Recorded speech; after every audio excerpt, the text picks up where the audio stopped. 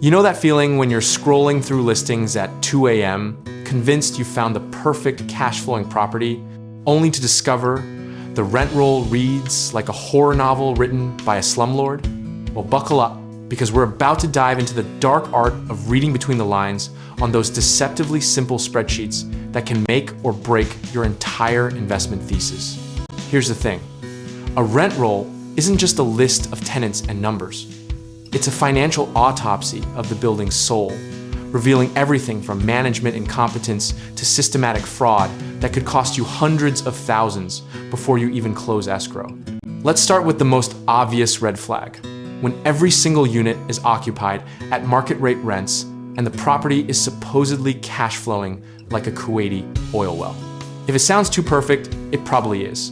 Because real properties have turnover, they have below market legacy tenants, and they definitely have that one guy in Unit 203 who hasn't paid on time since the Obama administration. Now, let me paint you a picture of what seasoned investors actually look for. Consistency and patterns that make sense. When you see massive rent variations between identical units, like Unit 4A paying $1,200 a month, while 4B pays $2,000, you're either looking at a property with secret penthouse features or someone's cooking the books with pro forma rents.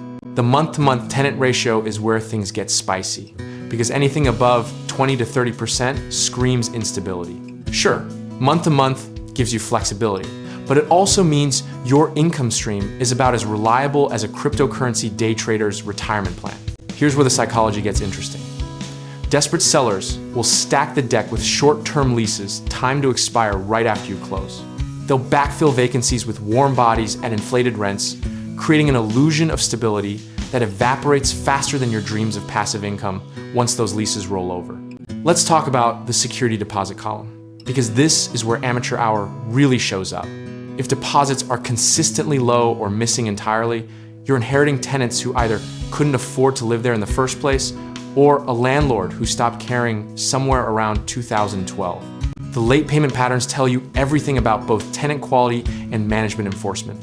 1 or 2 chronically late payers, that's normal and manageable, part of the beautiful chaos of human nature and financial struggle that defines residential real estate. But when you see a rent roll where half the building pays late consistently, you're not buying a property, you're buying a full-time collections job. The previous owner essentially trained these tenants that deadlines are suggestions, and retraining an entire building is like teaching cats to march in formation. Now let's address the elephant in the room. Occupancy rates that seem frozen in time.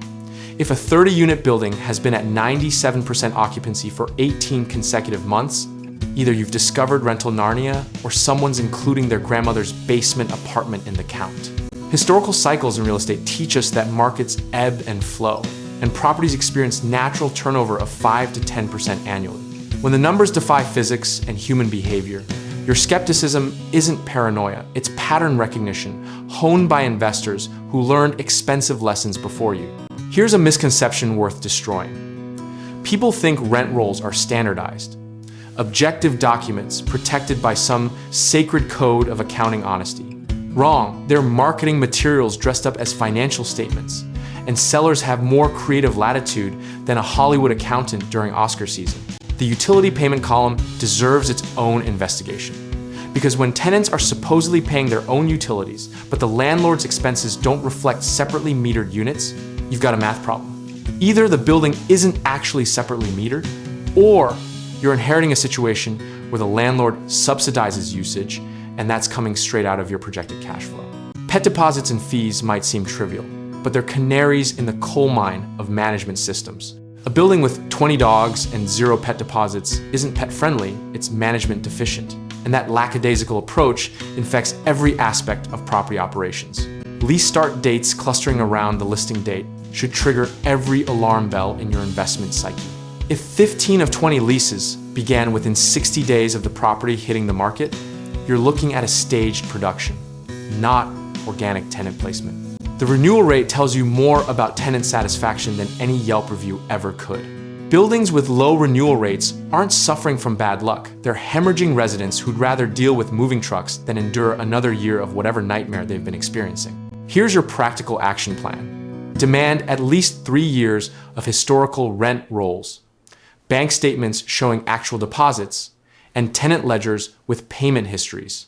Cross-reference everything against tax returns, because numbers that don't reconcile across documents are basically confessing their crimes in spreadsheet form. The wisdom here isn't about becoming paranoid or walking away from every deal with imperfections.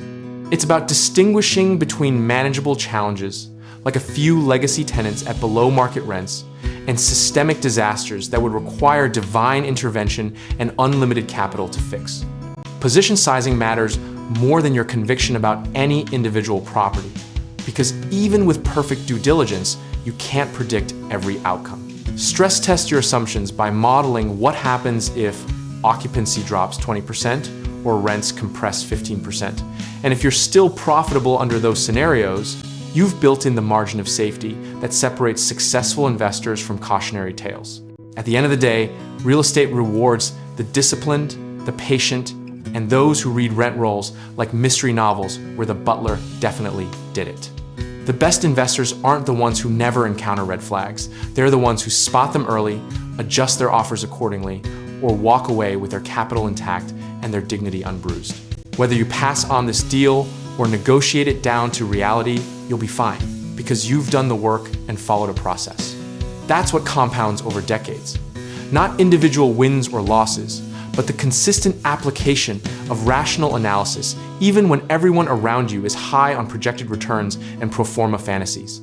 If you're ready to find investment properties where you can put these principles into practice, or if you're looking to sell investment properties to other discerning investors, check out our directory at www.growthsense.com, where investors connect with opportunities.